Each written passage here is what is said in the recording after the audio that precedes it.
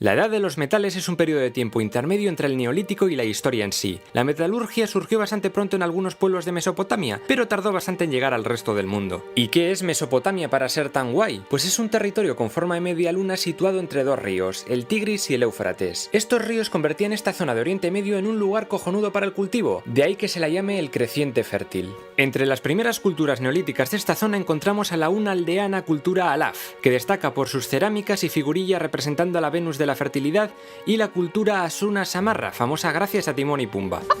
Las casas pasaron de ser una simple estancia a tener varias habitaciones y patios interiores. Hasta horneaban pan y domesticaban vacas, cerdos y onagros. Poco después llegó la cultura Elobeif, que comenzó a expandirse por Oriente Próximo y que sería el primer estadio de la civilización sumeria. Destaca la construcción de los primeros templos, construidos en honor a la diosa madre Inanna, también conocida como Istar en el periodo asirio. Destacan figuritas, algunas de arcilla y otras ya de cobre, pero por lo que más llama la atención son porque tienen cabeza de serpiente. Esta cultura introdujo el regadío y el arado, y la productividad aumentó, lo que hizo también que aumentase la población de la región. Y esta región, al sur de Mesopotamia, era conocida como Sumer, y junto a ella aparecieron la persa Elam y la semítica Akkad. Y a la zona norte de Mesopotamia se la llamó Subar. El cobre, un metal muy típico del Mediterráneo, ya era conocido desde hace mucho antes. Sin embargo, alrededor del 4000 a.C.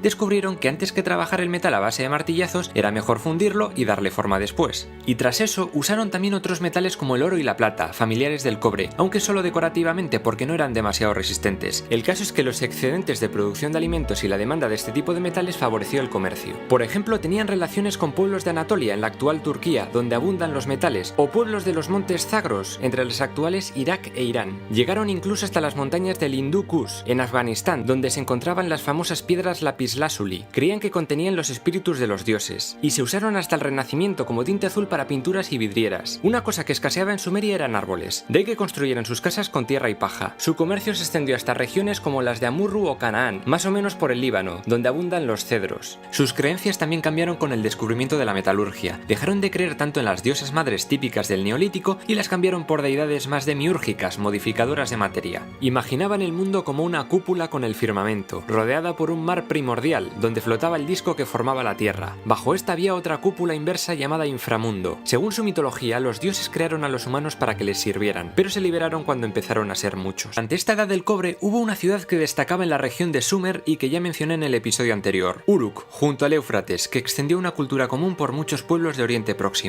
No se sabe mucho acerca de su sociedad, pero se cree que era una sociedad igualitaria, sin clases sociales ni mierdas por el estilo. Aún no había reyes, pero sí un administrador o gobernador, al que le llamaban En o Ensi, o Patesi en algunos sitios. Nace el Estado como forma de organización política. Fue aquí donde apareció la primera forma de escritura, la pictográfica. Básicamente eran símbolos que todo el mundo podía entender, escritos en tablillas de arcilla. Surgió como forma de contabilidad y administración mayormente. También había sellos con los que la gente marcaba cosas en plan, esto es mío, ¡pam!, sello. Nace la propiedad privada, de una manera aún un tanto primitiva. Este sello evolucionaría hasta el sello cilíndrico, para hacer fácilmente motivos decorativos. He aquí un ejemplo de firma de contrato. Esta gente ya tenía barcos y navegaba, pero puede que lo más importante de este periodo fuese algo tan simple como la invención de la rueda. Sobre el 3500 a.C., algún genio se le ocurrió mezclar el cobre con otro metal llamado estaño. La aleación resultante fue una cosa llamada bronce, más resistente y apta para hacer clavos, espadas y objetos para cortar cabezas en general. El periodo Yemdet-Nas es un periodo de transición entre el de Uruk y el periodo dinástico arcaico o protodinástico. En este tiempo fue produciéndose un distanciamiento entre las regiones del norte y del sur de Mesopotamia, que hasta entonces habían compartido una cultura común. Parece ser que la inmigración proveniente de diferentes sitios de Arabia o de los montes Zagros fue haciendo a estas ciudades más eclécticas. Es aquí cuando se puede hablar de las primeras ciudades-estado. Cada ciudad era autónoma y funcionaba como un pequeño país. Comenzarían a tener su propio rey, templo y dioses. Destacan Ur, Eridu, Larsa, Uruk, Uma, Isin,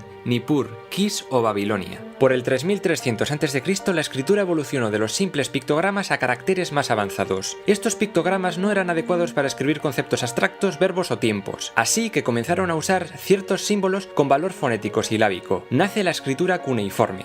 Este es el origen del idioma sumerio escrito que formaría parte de la cultura sumeria y de otras venideras. Se podría decir que aquí abandonamos la prehistoria y entramos en la historia propiamente dicha. Pero la escritura no fue tan influyente en la sociedad como otro invento, la cerveza. De este periodo, que dura más de 600 años y del que se sabe bastante poco, nace la primera civilización urbana, la civilización sumeria. Era un conjunto de unas 30 ciudades-estado con misma lengua pero con diferentes reyes, dioses o zonas de cultivo. Las ciudades situadas junto a la orilla de los grandes ríos fueron creciendo en población. La inundación volvió esas zonas más fértiles y la gente de pueblos del interior se fue trasladando a esas zonas. La escritura sumeria sigue teniendo una función más administrativa, pero también se usa para otras cosas como movidas religiosas, sucesos históricos o hasta textos mitológicos. Incluso hay una tablilla de arcilla encontrada en Nippur que podría ser considerado el primer manual de medicina de la historia. También eran unos cracks en matemáticas. No solo conocían el círculo de 360 grados, sino que también desarrollaron un sistema de cálculos sexagesimal, basado en múltiplos de 60, debido a su forma de contar las cosas, no con dedos sino con falanges. Aún hoy día usamos este sistema para medir cosas como la hora, de 60 minutos, o los años, de 12 meses. Estos tíos hasta controlaban de astronomía, ya sabían que había 5 planetas, los únicos que se pueden ver a simple vista. Fueron los primeros en tener una visión heliocéntrica del sistema solar, es decir, que la Tierra giraba en torno al Sol, algo que en Occidente tardaría unos cuantos siglos en descubrirse. En una inscripción del año 2600 a.C.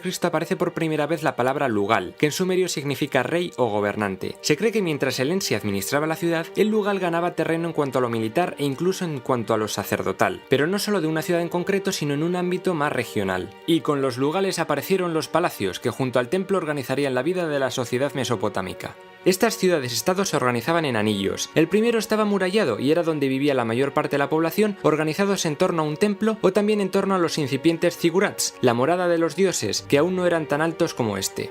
Hay zigurats antiguos como el de Sialk, en Elam, el templo blanco de Uruk o el oval Kafage, pero nada que ver con los que se construirían tiempo después. También había mercados donde la gente intercambiaba productos mediante el trueque. El siguiente anillo eran las tierras de cultivo del exterior, y luego estaban las fronteras entre las diferentes ciudades, cuyo control era bastante disputado. Los ciudadanos construían sus casas con ladrillos de adobe, argamasa y yeso. Buenas vistas no tenían, ni siquiera tenían ventanas. Todas eran bastante parecidas entre ellas. La puerta conducía a un patio interior donde estaban las diferentes habitaciones para cada familia. Aunque tenían sus cuartos, ellos preferían dormir en los tejados, donde hacía más fresquito.